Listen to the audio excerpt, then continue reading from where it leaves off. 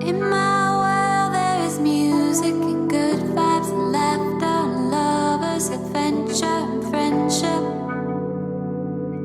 We know who we are. Welcome to Be the Wellness Podcast, where we help you master your body, mind, and the experience of life through insightful conversation, interviews with experts and thought leaders, all with a side of marital banter and some good old-fashioned humor. Yes, we are your hosts, Adam and Vanessa Lambert, and we're committed to helping you live life fully expressed physically, mentally, and experientially. Sit back, grab a cup of coffee, and join the conversation.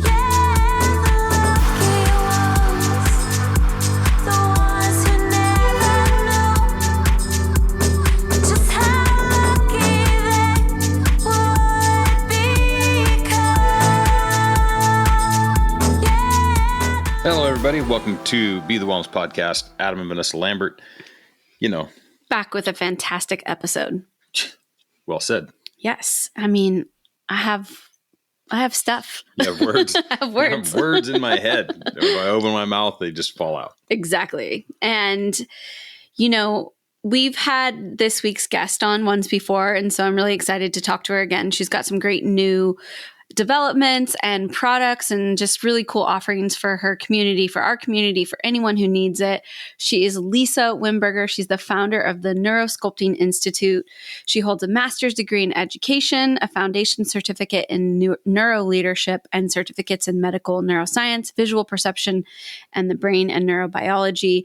Her resume and her stats go on and on and on. But what she is really, really focused on is helping people to literally rewire the neural network of the brain so that whatever they may be responding to, her own story, she had seizures. Mm-hmm. And she actually came up with this process to get the brain to rewire, to not go into, sort of this default network, if you will, that caused seizures. And this new product that she has that we talk about today is called NeuroPraxis, and it's really a series of meditations and things that you can do, people can do for things like Lyme disease, like she had for her seizures. Mm-hmm. For anything that's going on that needs you to rewire the brain and sort of get in there and sort of resculpt what's going on, this is a really awesome new offering that she had. Yeah, totally. And she's just so dialed on this, and you guys will hear it, when she speaks about it. She's very articulate. And the thing is, it works, yes. The sort of list of folks who have seen significant benefit from this span all sorts of different genres, from folks who are in fact suffering from some kind of so some of them are really strange diseases. Like mm-hmm. Lyme is a perfect example mm-hmm. where you hear people are like, I don't know what to do for this. I can't even get a diagnosis. I can't do this. I can't do that. There's just these kind of oddball things.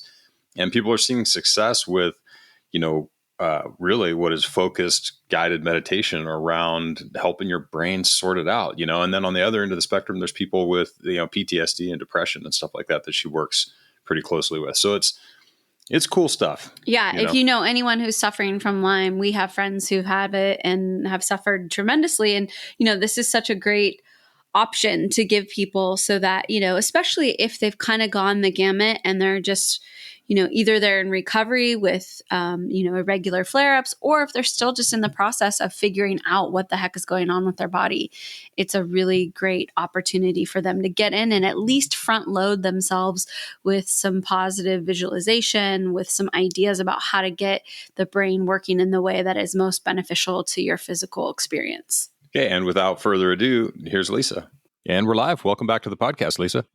It's so good to be back.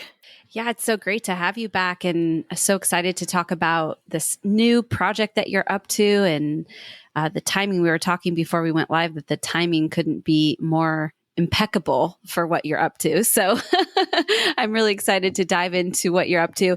But first, I want to just give a second to remind the listeners a little bit about your story. For folks who have not listened to the previous podcast, Lisa was with us on episode 127.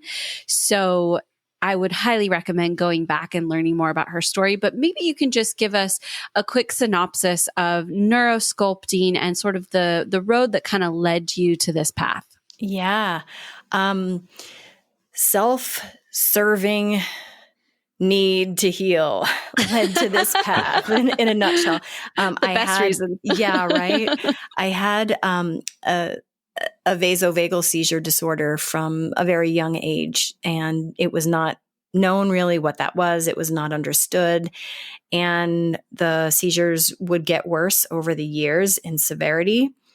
And I was a meditator. I was pretty stress-free as far as I thought.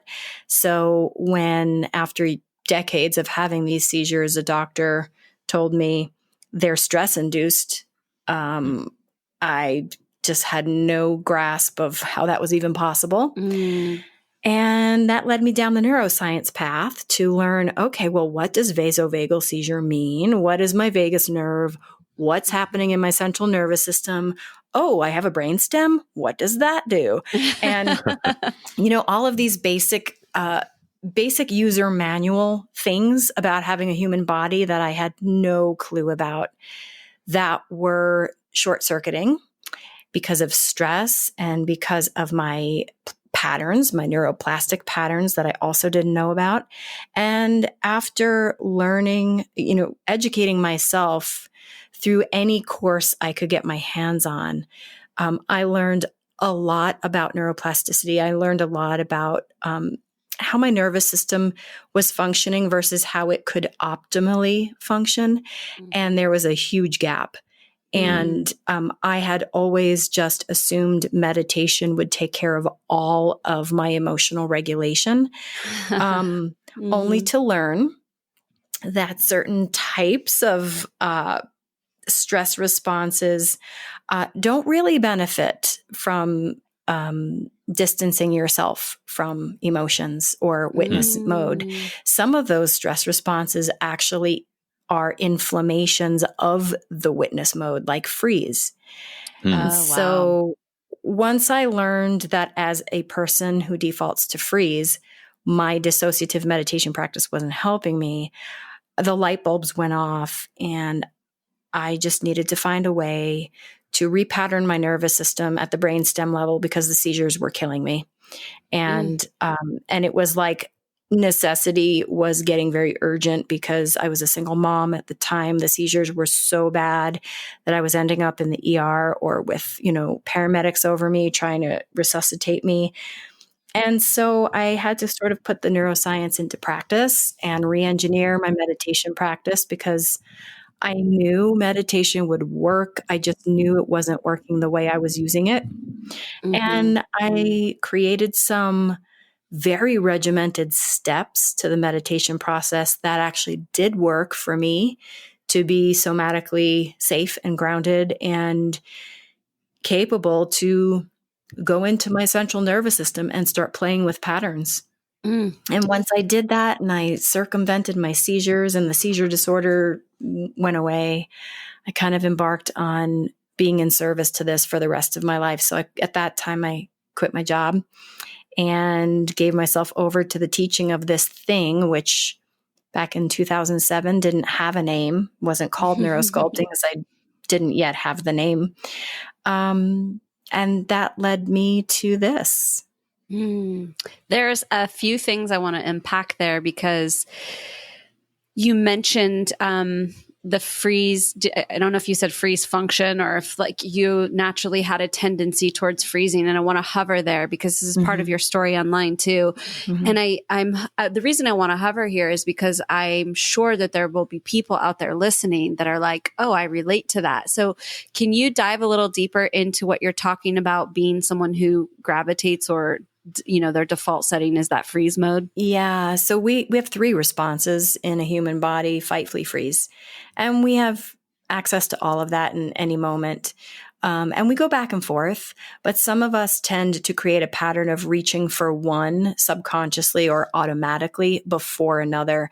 And so we all are familiar with fight, flee. It's rage, it's anger, it's outward, it's activating, and it's mobilizing. Freeze is the opposite. Freeze is immobilizing. And a lot of times freeze is not addressed or even noticed because it's quiet. So for instance, examples of healthy, normal freeze, you get scared and you go, and you inhale and hold it. That's a freeze response. Or if you're embarrassed and you blush And that's a vasodilation. That's a freeze response. And these are normal. But then you get into like a little bit more extreme freeze where suddenly you can't really think, your brain is a little foggy and you kind of stuck in your motion and your action, or you're literally frozen and immobilized and you can't move, like deer in the headlights kind of thing. Or you can't scream. If you're scared, there's nothing that comes out. Or you dissociate, where you're in the midst of a stress situation and you start to feel like you're watching yourself go through the motions. And even maybe your face has a flat affect where you look calm and you look quiet and you look grounded. So freeze can be many things, and it's very tricky because it's very socially polite.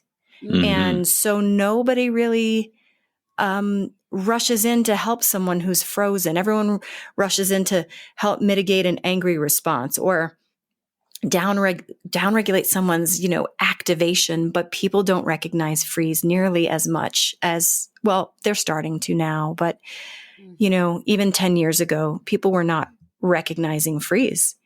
And that's kind of how it plays out in the nervous system. It's a depression of the organ functions. It's a downregulation of your heart in too far of a parasympathetic direction. So it depletes your brain of oxygen. So you get a little foggy, a little dissociated. You might get heart flutters, a little feeling faint, or that weird feeling in your stomach like you just went over a bump. Yeah. That's a trip. So we used to actually like train that response, because it's part of the deal. Like when I worked for the fire department, that was part of the thing, right? You're duck on the pond, right? So just calm and not making a ripple at the surface, but underneath the water, you're paddling like crazy, just trying to make it work, right? Mm-hmm. And it's interesting to think about, because there's some people who are just dramatically better at that, right? And just like you said, the flat affect, with the crazier things get, the more sort of stoic the face becomes and all of this. And I wonder if to some degree the people who are most adept at that are kind of fall into that pattern of being freezers in general, and then they're just fighting through it underneath. I don't know.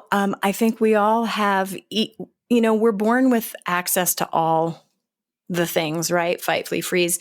And I think based on what the body uses in a moment of crisis, if that is deemed helpful, or if that actually preserved my life, then my neurology is going to code that as effective, which means I am going to make that a bit more accessible next time since it worked last time. So I think we are programming through experience and nutrition and lifestyle the default responses, and we're in training to them. And for instance, as a kid, freeze was my thing and in a normal spectrum, but then after a traumatic incident, freeze got exacerbated. So we can have all of these to normal levels, sustainable levels, regulated levels, but then using them in crisis, the brain starts to value them as a skill I need, and I need it handy and ready at any moment. So then they get bigger and stronger and more accessible. And, I'm curious, Lisa, because you talked about, you were a meditator very early on. You didn't consider yourself as a stressed out person. And I'm curious, like, when you identified the stress or whatever this, pathway that's triggering these events, was it actually that you just didn't realize you were as stressed as you were, or was your body responding almost hyper responsive to things that actually weren't as stressful, but for you, the way that you took them in was actually a very stressful event?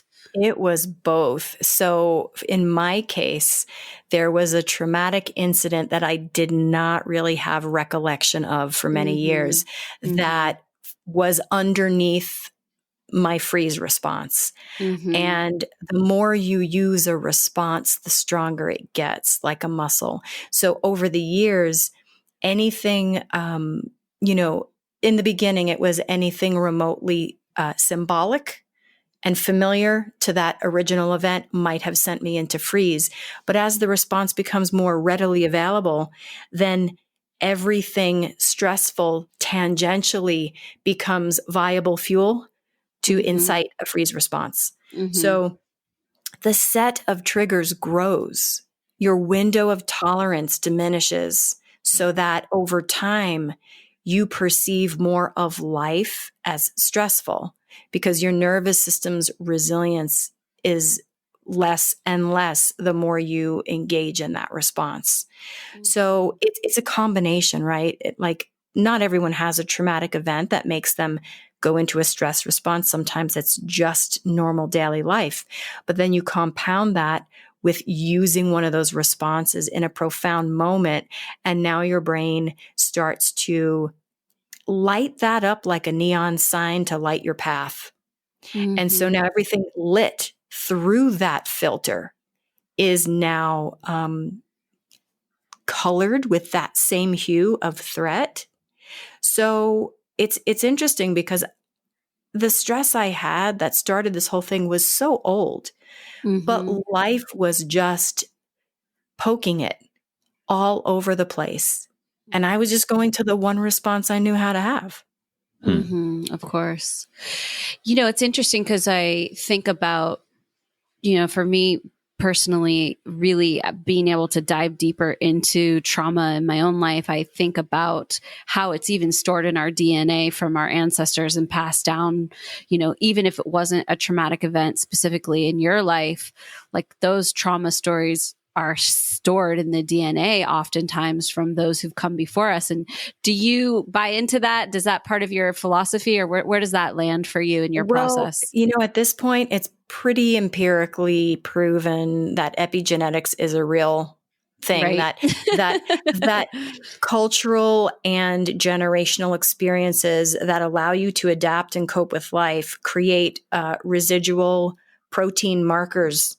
Right? They create residual coding markers in your DNA for the preservation of your species because, we have to learn over generations to have subconscious impulses to protect ourselves. And we have to get that information from somewhere. So over time, if a culture, a generation has a traumatic experience or even a person, then my physiology changes. The stress markers in my blood change. My DNA starts to express differently. I create a history of that in my DNA, and then I procreate. And I send my coded information, particularly the stress markers that have been the trace of how I stayed alive. Those become really important to the next generation. So epigenetics is a real thing. And the amazing thing that I do buy into is that in studies with genetic twins, maybe twins that were separated, or even twins that weren't separated but grew up with vastly different environmental experiences, one twin can have the genetic expression with all the epigenetic survival markers of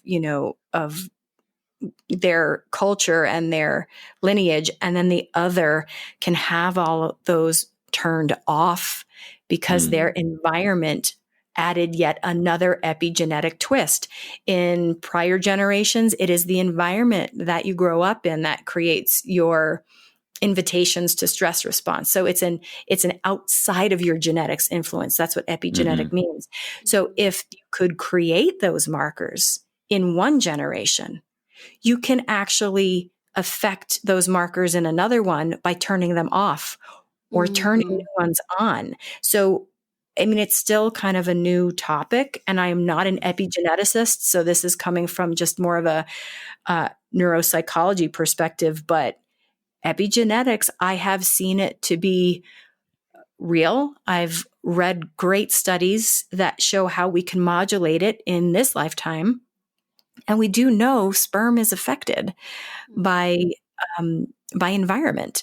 And so it's kind of logical to me.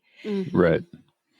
Yeah, it would be surprising if it's not true. Like some variation, of what everybody talks about is likely exactly it. We see it, I think, or maybe it's just more readily accepted or acceptable to think about epigenetics from like a nutrition perspective, where you're like the exact same thing, right? Otto and Ono, right? The two twins that one of them was a runner and one of them was a gymnast, and they're like identical twins, but their physiology is completely different because of the inputs, right? And that was, so we're like, oh, well, of course, you know, that what they did in their life changed them physically, but the people have a hard time making that leap to changed you emotionally, or you know what I mean, or how you deal and cope with the world.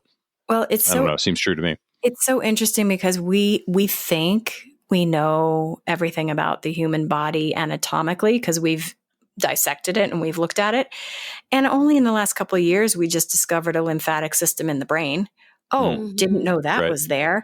And only just recently are they finding that osteocalcin in the bones goes through, the bones produce osteocalcin prior to a stress response and an adrenaline spike. So now this whole expression of, I feel it in my bones, is starting to become proven. So we're just discovering new parts of the human anatomy today.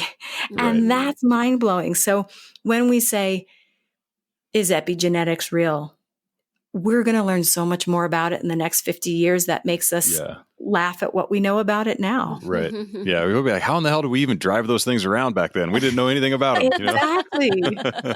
No wonder they didn't last as long. How did I use a flip phone for so long? You know, my body wants to be an iPhone 11, people. Yeah. Totally. So let's dive into a general overview of neurosculpting as a practice. And then I want to get into your new program, NeuroPraxis, as well, but maybe just tee it up by telling us a little bit about what neurosculpting is in general. Yeah, it is a 5-step meditation practice. So it's very regimented. It's guided in the beginning, and then you can eventually, as the user, guide yourself. But the guidance follows 5 steps, and those steps are sequenced in a very particular way with very particular rules of language and focused attention to basically optimize neuroplasticity at every step of the way while maintaining as much safety for the nervous system as possible so that you can go in without reliving old patterns. You can actually go modify the way your body responds to historically old patterns. And the steps are, the first step is you have to downregulate your limbic system before you do anything else. And you can use a safety checklist for that, a very simple safety checklist, or I would say comfort checklist. Things like, do I have water nearby? Do I have access to shelter? Do I know where the bathroom is? Am I on solid ground? Is my temperature regulated? Super basic comfort. A list like that can do step 1, which is start to downregulate your fear center. Step 2 is we have to recruit focused attention in the prefrontal cortex so that we spark learning while maintaining a down regulation of fear. And to do that, we really want to activate the front of the brain. And so step 2 is to self-guide or be guided to imagine bizarre, nonsensical imagery that makes the front of your brain spark with curiosity and creativity. And then once steps 1 and 2 are complete, your brain is induced to be a bit more open to you exploring some old patterns or even creating new ones, a bit more focused so that the exploration is marked as memorable in your brain, and to be a bit more creative so that we don't slip into a reliving. And then step 3 is the pattern or the story or the emotion that you would like to explore and modulate the way your body responds to it. So you can choose to explore an old negative emotion or story, like the time I was embarrassed and developed a shame complex, right? You could go to that memory in step 3, and you could start changing the way your body responds to it in this induced state.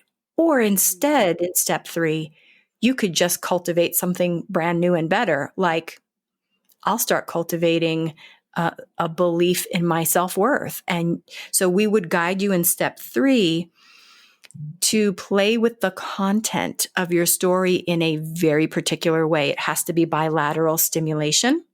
Mm-hmm. We have to make sure we're crossing the midline of the brain to keep you out of a reliving, which is generally like a lateralized pattern. Anytime we have a trauma, it's generally shows up as a lateralized pattern. So we do this bilateral stimulation to keep it safe. And I just want to stop there for a second. Mm-hmm.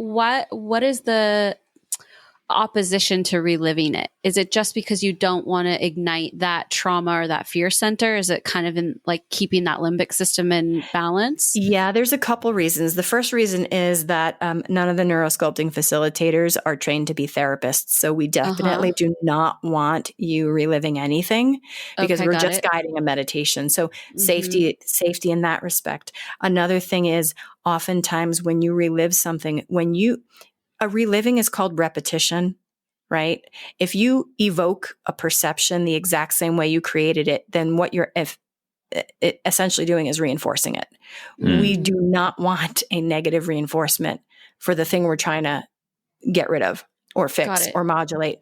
So to toggle in a bilateral stimulation breaks the pattern that might be there if we were to relive it.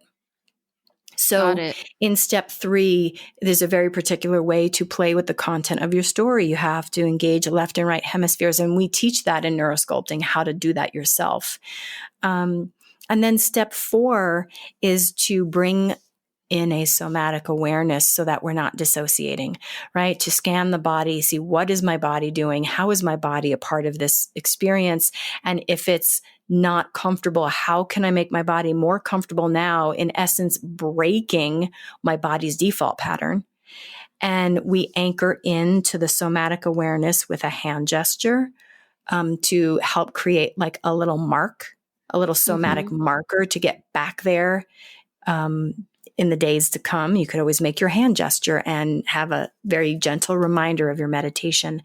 And step 5 is we name the experience, because a linguistic reference is nice as well. So we've got a somatic reference, we've got a linguistic reference, we've got a safe container we've created. We're doing our best to enhance plasticity while maintain as much safety as possible and do our best to prevent a reliving. And for me, when I was coming up with this program, these were the things I needed and wanted that were missing from my meditation.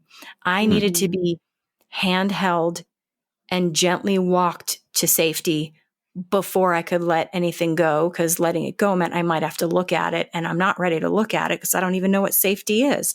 So I had to coax myself into all of these little safety measures in order to even get the nervous system to be receptive to change. And these are the things that were missing for me from my meditation practices. Beautiful. I love it. It feels to me like the opposite of ripping the Band-Aid off. It's like, we're going to really allow you to have the safety and the time and the groundedness, to really be safe in this experience, and not just throw you into something that's super traumatic. And I love that. It feels really held. Yeah. And, there are some people that when they get to step 3, they're like, I'm ready to look at all of it. And some people do get, intense with their stories in step 3. But the container, what I've experienced over teaching this for 13 years now, the container does a really good job of making that as safe as you can. Of course, there's never 100% safety in any exploration of emotions. So I do caveat it with, everything is stacked in your favor towards safety with a neurosculpting process. And then we do the best we can with how far we let ourselves go. And the meditator is the ultimate authority. As the user, you have to be the ultimate authority. We, as the facilitators, we don't guide you where you don't want to go or where you're not ready to go. And then because it's a self practice, you're your own authority for the rest of your practice. You just guide yourself in and out, however gently or aggressively you choose to go. Mm. So I'm curious, like, what is the kinds of things, and I think this could potentially tee into NeuroPraxis, but what are the kinds of things that people are coming up against that this is super effective for? Far more than I ever dreamed. I was using it. Well, I actually used it for a physiological pattern, my seizure pattern. And what I discovered was while I was doing that, I was also addressing a core emotional trauma that was underneath it. So I was doing two things at once that I didn't even know about. So what's happened over 13 years is that I have a section of students and clients that use it for their self-limiting beliefs to sort of shave off the sharp edges of those patterns. And then I have a huge section of the population that uses it for physiological things like seizure disorder. So my clients, my success stories in the past have been traumatic brain injury recovery, seizure disorder, stroke recovery, spinal cord injury, quadriplegics, paraplegics, chronic pain, EDS, which is Ehlers-Danlos, addicts, cutters, and a very complex section of society, which is those exposed to biotoxic threat like Lyme, mold, Epstein-Barr, things that compound and get so complex that no one doctor seems to be able to address the quickly spiraling cache of symptoms these people develop. Mm-hmm. Yeah, perfect. This you teed right into it, like I thought you might. And this is where we've come to is your new program, NeuroPraxis, which is really about that subset of people. And I saw the email come out, and I just thought this is brilliant because exactly what you said. There's this subset of people who are suffering from these things like Lyme. We have friends who have been, through the ringer, so to speak, trying to find healing and solutions and their way back to health from Lyme's disease, neurotoxicity, mold exposure, all of these things that you're talking about. So when I saw the email come through, I was like, I've got to get you back on the podcast to talk about this because there's such a huge need for this. So please share a little bit more about that process and the focus of this new project. Yeah. So, no one ever expected a biotoxic pandemic to coincide with the launch of our biotoxic app. Did you tee that up or what? That was crazy serendipity. But so I've been working with Lyme, mold, and other things like EDS, which is often triggered by Lyme, and EDS can trigger Lyme can trigger EDS. So I've been working with these clients for a few years. My daughter had Lyme when she was very young, and I saw the emotional symptoms, not the physiological with her. And so I know it's this huge ball of wax. And I know from my clients that their symptoms are so diverse that they have to chase different specialists to deal with the different symptoms. And those specialists don't speak to each other. And then nobody addresses the emotional component. And so they end up draining their wallet of resources, draining their life of energy, and barely feeling capable and definitely not feeling healthy. And I've seen it for years and years. So I have a library of meditation approaches that I've used with these clients. And I'm generally a head down person. I have massive amounts of clients and students, and I'm just down doing the work every day, doing the work. So I don't think in terms of, products and services. So for years in my mind, I'm like, I need to put an app out to the world. I don't know how to do that. And then this past year, I had a client who came to me for Lyme and mold. And in 6 sessions, she, felt like she was a new person. She had canceled procedures she was going to have to address chronic pain. And she looked at me and she said, we need an app and we need to do it. And it was an instant yes. And so Jody Levy became my partner. She's a walking testimony to this work. And she's the most amazing spirit and vibrant go-getter. And she knew how to do all the things I don't know how to do. She knew how to make an app. And awesome. I know how to talk and guide meditation. And it was perfect. So in December, we culled all of my meditations that I've used, and we created a whole bunch of new ones based on what our clients were saying were their complex symptoms. And we decided that we wanted an app that would address when someone was in the acute inflammation of whatever was coming up for them, whether that was skin sensitivity, light sensitivity, migraines, depression. When you're in it, we wanted meditations for that kind of crisis intervention. Then we wanted a library of meditations for moving beyond it. When you're no longer in it, but it's lingering all around you, it's changed your life, it's limited you, and you're coping. So we wanted those two approaches. So we created the app, NeuroPraxis, and right now it is a suite of neurosculpting modules, which are meditations. Some of them are 15 minutes, some of them are 7 minutes, and they are for when you're in it and when you need to move beyond it. And we recorded all of this in late December, early January, and we're working on, the technology part of it. And we were just a few weeks from launch, and then the world just decided that we were going to have a biotoxic global exposure. And so it was us being urged to put this out now. Otherwise, we might have sat on it to make it, refine it and do different versions of it, but we needed to get it out now. And so we just launched it.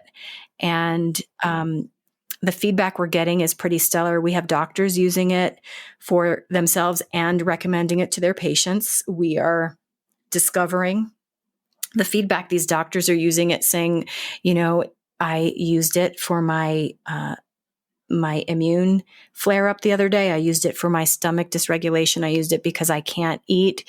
I used it for my joint inflammation. And so people can go into these libraries, and the libraries are broken into categories. There's brain, body, bones. There's emotional equilibrium. There's immunity, cellular health.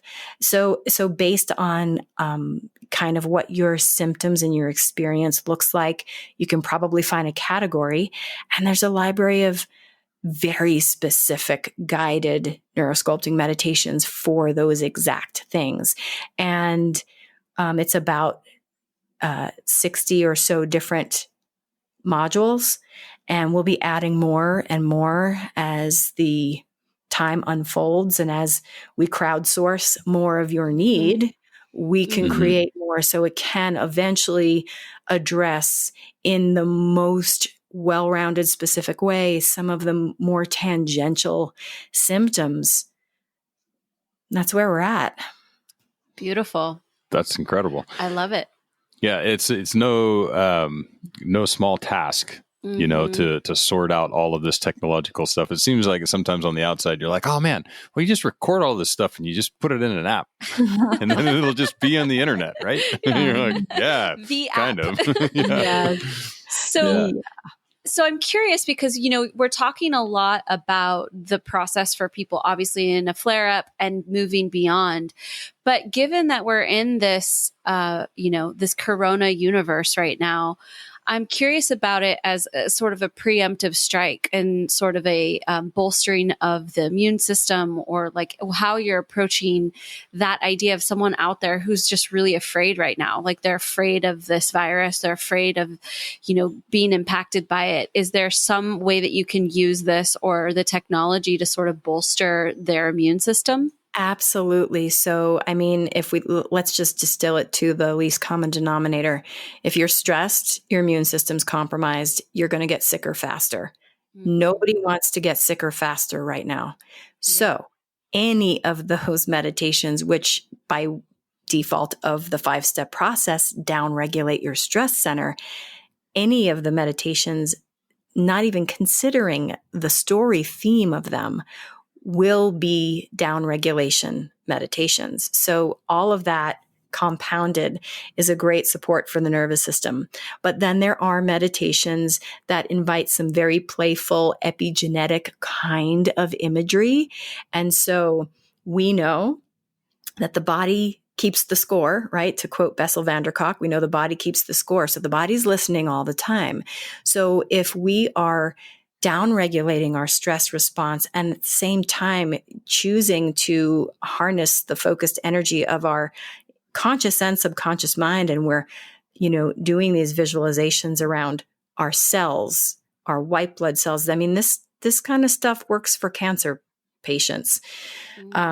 So there is a storyline component that could also be very supportive for what people are experiencing. And then the beyond it section is for the whole world. I mean, we're going to have to move beyond this. We're going to have to move out of our fear. We're going to have to move out of all of the stories that we accrued and accumulated during this time. The story of my business failed, the story of I lost everything, my luck is terrible, the story of whatever the story is that comes out of this, the body's going to keep the score, and that's going to be a lens that moves us forward. And if that lens is an unintentional one, a default negative one, then we are now disabling ourselves for the future. And on top of that, there is the understood experience of aggregated stress on the body. You're right now, what I think a lot of people don't realize, or maybe they do, right now the world is in do. Okay, so we're in a response, an immediate crisis response. So we're doing something. We're either staying home, we're doing something because we're in it. And that is going to go away, because when we are past it, the nervous system gets to stop being in its adrenalated response, and it starts to come down. At that point, we will start to have the undercurrent stress rise to the surface. Right now, this is what I see with officers, because I mean, you probably know I teach first responders as a main part of what I do.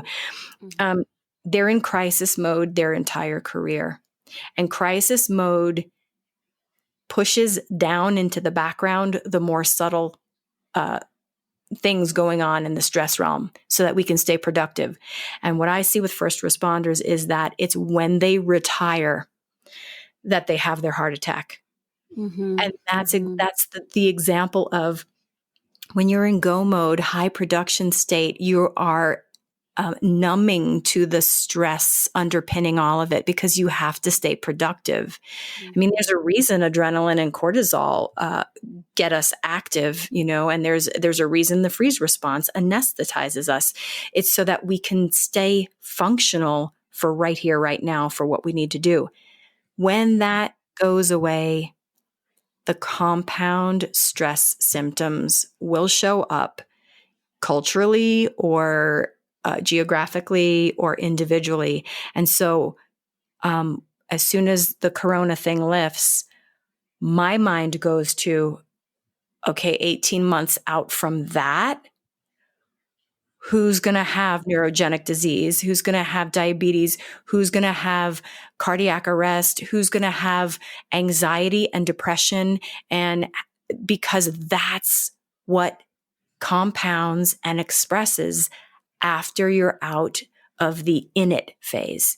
So this is why we made a beyond it phase of the app, because it is a preventative approach to what your body's doing right now. Yeah, it reminds me, we've we've said over the years to clients who might start working with us or start making some changes, and they'll often get sick. We see this a lot. Like maybe they'll get a bad flu or they'll get something that, and they'll even say, I haven't been sick for years. And they think that's a bad sign. Like, why am I sick all of a sudden? And it's like, no, sometimes you need to work that stuff out. Like that stuff has been laying dormant in your system and has had no bandwidth to actually resolve itself. And it reminds me of what you're speaking to, that like we can stave these things off, but eventually they have to express, or we have to find a way to, to deal with them, to heal them, or else they become the big whammy eventually. And so I love that. I love that you're looking towards that future already, because I could totally see that happening right now. I could totally see everybody's just stuffing it. Like, all right, let's just get through it. Yeah. And Yeah, we're all in, we just have to get through it mode. And we think that when it's done, we're done. And that's not how the nervous system works. The nervous system is neuroplastically learning what you're in training right now. And that's going to be used as the governing scripts that move you forward long after this. And we have to have intervention strategies for that. And that's the whole nature of what I do with neurosculpting. Beautiful. It's really interesting because you think about the idea of people saying your vibe, or like the vibration you're at, or, I'm trying to increase my vibration. You hear these terms all the time. And what keeps coming to me and occurring to me is that like, we only have these terms of parasympathetic or sympathetic for our nervous system, but it's like what you're talking about is tuning the frequency, like actually helping it to tune up and create a higher frequency in your central nervous system, which is really the governing body of your whole experience of life. Yeah, we were made as a central nervous system. It's how we started. I mean, we start as neurons, like undifferentiated, and then they differentiate and they become a spinal column, a brainstem, and a midbrain, and then everything else. So like our first embodied moments in life are to create the central nervous system so that it can be a central nervous system, right, centrally processing how to modulate myself as an organism to be alive in this environment that I'm in. Like that's our job as mammals. I love it. Mm-hmm. And then we dance around it for the rest of our life. Right. Yeah, I'm looking at this painting right now. We're at my mom's in Northern California, and there's like this flower in the center with all these branches and leaves and all the extensions. And it's like really resonating with me that this, the central nervous system, it just is that motherboard of your whole existence. And we just have to tune it. And I just love that this is a way for people to do trauma work without almost having to say that, because I think sometimes even the idea of like, oh, you need to do trauma work, it's like, well, something's wrong with me, like, so, okay, something bad happened. And it's like, it's a way to maybe get there peripherally without having to worry about if there's something good, bad, right, or wrong. It's more just like, okay, get in there and tune the system up. Yeah. I mean, and I tend to not look at things as black and white. So I never view someone as broken that needs to be fixed. I always view someone as, where are you on the spectrum of your nervous system resilience? We have to just teach you how to move along that spectrum. And we wanted to do something for people who were suffering the greatest confusion and complexity at the least costly price point, at the most available, ready to go capacity. And that was an app, and so this can be used in conjunction with everyone else's therapy that they're using. It can be used in conjunction with your medical protocols. And of course, if when we say, if you are seeing a therapist, make sure they know you're using this too. But it could be in your pocket for like less than $1 a day in your pocket, and quite possibly could change everything. I love it. Well, if there's anything that coronavirus has taught us, is that it's time to elevate our ability to access information, to access healing, to access these things. And it feels like this is just perfect timing. So congratulations. And thanks for this beautiful offering to the world. Yeah, thanks. I hope to interact with everybody on NeuroPraxis, and it's a web app, so it's a .com. It'll be in the Google and App Store like very shortly, probably by the time you're all hearing this. And so it's available in so many different ways. And if I can be a part of global support and healing, then that's really what I'm here for. Awesome. I hear that loud and clear from you. And in fact, what I want to do is actually try this in the next couple of weeks before this comes out and goes live, so that in the intro, I can share a little bit about my experience, because it sounds just so cool. And I'd love to be able to give a voice to the experience of it. So awesome. We'll work that out, and I'll try it for a couple of weeks before this publishes. So Lisa, tell people where they can find you, or they can find NeuroPraxis, all that good stuff. Yeah. And also tell them you have a book as well. Tell them about that. Okay. So you can find me at neurosculptinginstitute.com. You can find me at neuropraxis.com. And if you just go on to Amazon, you'll find a whole bunch of books on neurosculpting. There's New Beliefs, New Brain, which was the first one, with the foreword by Dr. David Perlmutter, who's one of my absolute favorite leaders in the industry. Then there's the Neurosculpting book. And then there's the kids book. The Monster Under Your Bed is just a story in your head. I need that one. Yeah, we all need that one, I think. Yeah. And then there are 4 audiobooks on Audible. So there's so much out there for people to put in their arsenal. And you can always contact me and talk to me. Awesome. Thank you so much, Lisa. It's a pleasure as always. And stay safe out there, and we'll see you soon. Thank you so much. So, isn't she legit, people? She's legit, people. She is legit, people. So we hope you'll check out her NeuroPraxis, or, if you just have a friend that's suffering with anything that we talked about today, just refer them. This is what this podcast is really all about, is giving you resources, giving you tools, not only for your own journey, but for the people that you love. Yeah, totally. And it's great to share, and we did NeuroPraxis for a while. We got access to these things, these meditations, and worked through it. And it's cool. Yeah. I mean, she has a very cool system for doing this. It's incredibly approachable. And, if you spend any amount of time doing guided meditations, it'll seem incredibly familiar. And if you haven't, it's really easy. It's super well structured and super straightforward. Yeah. And if you, now that you've heard her voice for the last hour, you kind of have an idea of what to expect. And she actually has a really lovely voice for guiding meditation. So if anything resonates, we just encourage you to check it out, pass it along, all that good stuff. Yeah. And if you're enjoying the podcast, of course, this is the moment where we share with you that we'd love to get a 5-star review, and we'd love for you to subscribe to the podcast so you never miss an episode.